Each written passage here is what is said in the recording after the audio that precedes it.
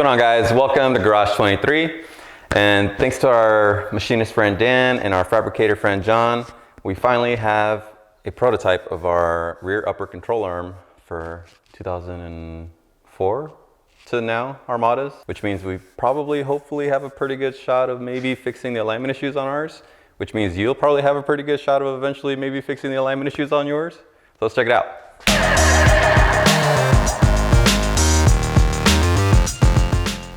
All right, so first of all, I can't express how important it is to have friends. Like, stuff like this is difficult enough if you try to do it all on your own, but having people you can rely on and that are like interested in the same stuff as you are, I can't express like how far that can go and like helping you get places. Like, we just met our friend Dan through a coworker of mine, and he loves making stuff. He loves machining things. Like that's what he loves to do, and it's right along lines with like what we love to do. And our friend John, like we've known John forever. I've known him since like we were in high school, but we both were into 240 SXs, and we both love making things. And it's just funny how like when you do what you love, you attract people that love what you do, and it's just like I can't express how much thanks I have for having friends like that, So it's awesome that they made this possible. So let's take a look at what we got here.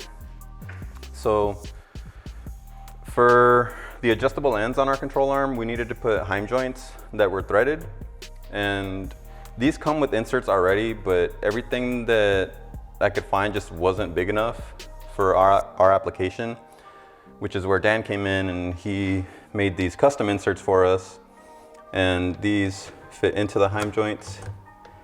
And this gives us a width that will fit into the brackets on our patrol. Everything else I could find was like 1/2 inch to 3/4 inch too short. So we would have ended up having to like, I don't know, stack washers in there until it fit or something. So this helps a lot because it fits like stock. And then the most important piece, which took a while for me to design, was the part that the ball joint, the shape of the ball joint that goes into the knuckle on the rear of the patrol. And this fits into the 1-inch uniball that we have. And initially I was trying to design like this whole insert as part of the shaft. And as you can see, this would have complicated things quite a bit for Dan.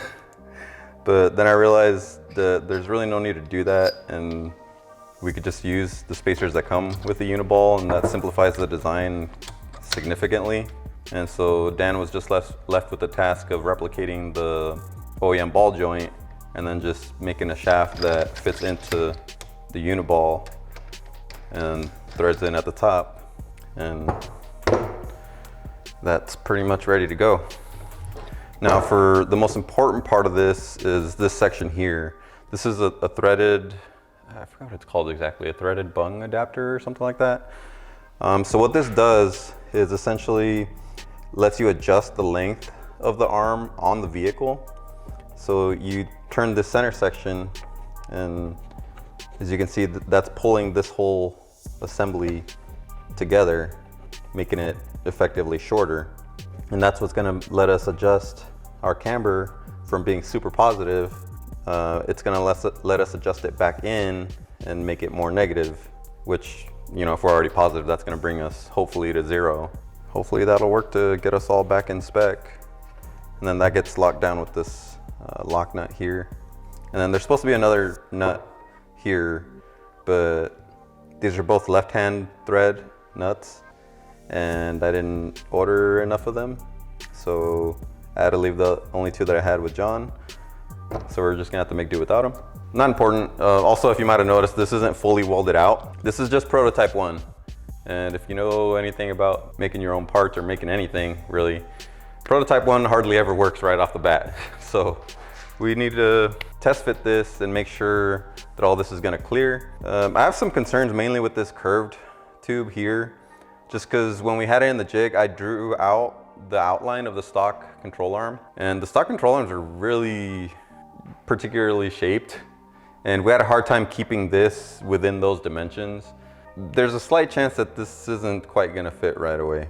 We can still take this apart. That's why we didn't fully weld it out. We can still take this apart, and maybe we might have to sacrifice this curved tube in favor for some just straight tubes straight across to, you know, eliminate some of the areas that were protruding out from the dimensions of the stock control arm. I don't know, we have to see, we have to go and check. That's why we're doing this step, to see what we need to do to fix the design, if anything. So let's get to the vehicle and see what we need to do. All right, we already kind of got started back here. We need to get this rear upper control arm off. And with that, one of Dash Off-Road's videos actually helped a lot with that. One of their tips as far as getting the rear ball joint off the knuckle was to put something like a screwdriver or anything else between the lip of the control arm and the knuckle, and let the suspension droop, and the tension from the control arm pushing on the knuckle will pop the ball joint out on its own. So that was super helpful. The only thing left is just the two bolts up here, which this left one is super easy, but this right one, if you guys will recall in our junkyard video, is a pain in the ass because Nissan decided to put the bolt in from this side, and now it won't come out because it's attached to the rest of the frame. So I would have to unbolt most of the rear subframe and let that drop far down enough to get the bolt out. This wasn't so much of a big deal at the junkyard where I could just cut the brake lines and just let everything fall on the ground and not have to worry about putting it back together. But that's a significantly bigger issue when it's on our truck, and I don't want to have to do all that extra work. So I'm gonna opt to cut that stupid bolt, and when I put it back, put it the right way, where it should have been. Nissan, thank you.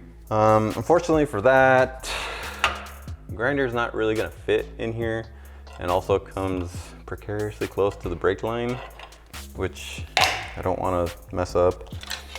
Hacksaw doesn't really work either, so I don't know if this is gonna work, but I got this nice little air saw, which is more meant for like bodywork stuff, I think.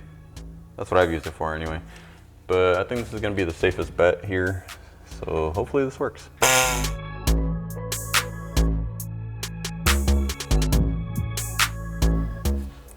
All right, well, that was a pain in the ass.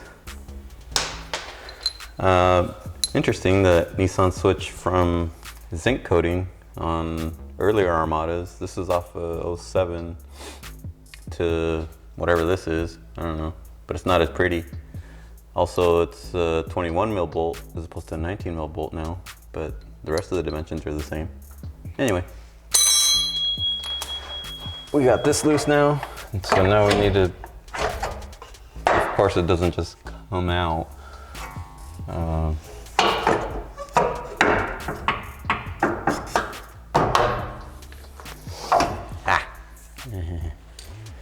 Okay.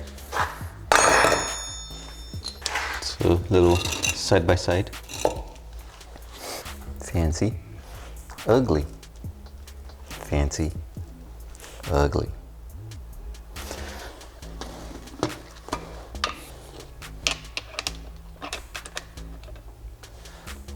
Yeah, so as you can see, we couldn't keep this dimension the same. So it's the only part I'm kind of worried about, because this entire section of the tube is essentially like inside of the stock control arm. So yeah, oh, let's see if it fits.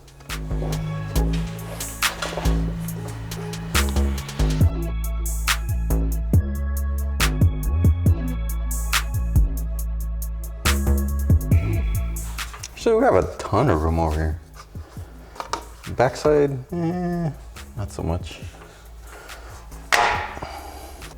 Now to get this thing back in place, that's the next issue.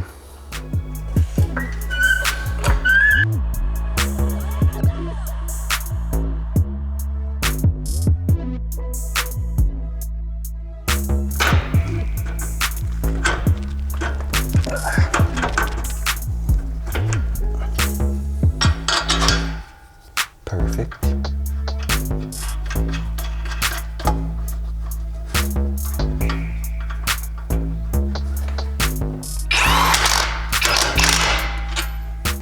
All right, so it looks like we forgot to turn on the mic for coincidentally the most important shot of the video, which is me demonstrating the adjustable portion of our upper control arm. This might not necessarily be in the production model just because the cost of these parts is probably gonna drive the final cost through the roof, but in our case this lets us adjust our alignment for the 2.5-inch springs that we have now and potentially other springs that we could get later, either 3-inch lift or potentially more if we find anything that'll work for that. But this is showing that even if I had the tire on here, this should still be able to be adjusted at an alignment shop. As you can see, you can still get a fairly large crescent wrench in there from the back, and this shouldn't be any issue for any standard alignment shop to deal with. So I'm just going to keep adjusting this until we have it at our shortest position, which should be our most negative camber reading, and from there we'll put the tire back on and check and see where we're at.